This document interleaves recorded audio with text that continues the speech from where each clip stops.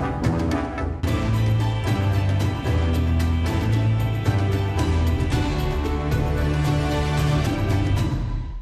and welcome back to the Banker's Masterclass series in partnership with SmartStream with the theme Future-Proof Technology. I'm Kimberley Long, Age Editor of The Banker, and I'm joined today by Haytham Kaddoura, CEO of SmartStream.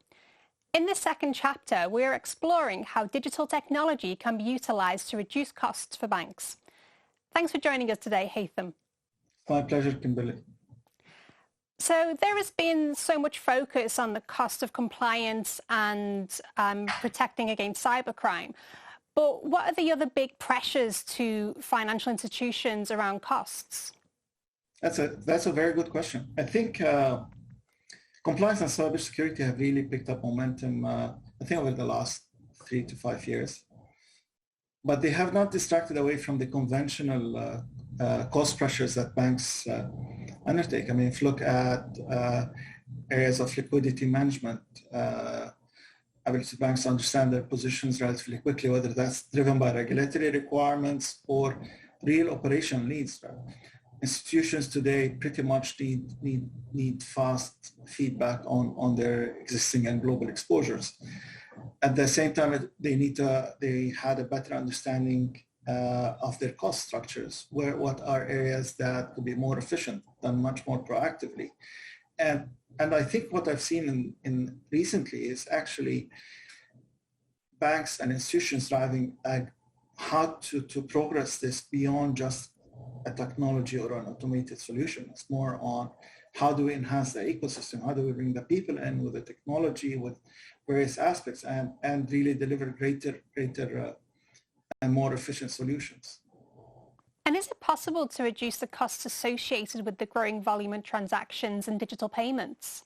Oh, definitely. I personally believe there's a lot of run room there. I mean, the very least are the pressures coming in from new payment technologies. So they were looking at Apple Pay or similar modes of payments, right? And these are not only demanding greater volumes of transactions, they're also demanding a greater pie of the revenue share or the cost from a consumer perspective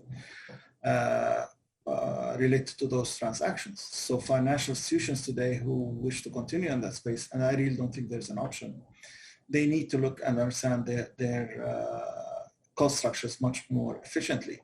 So whether looking at better forensic technologies such as cybercrime, lower their potential leakages from fraudulent transactions, enhancing their business model and moving closer to the client base and their end consumers by adopting newer mobile-oriented technologies. I think that's the way.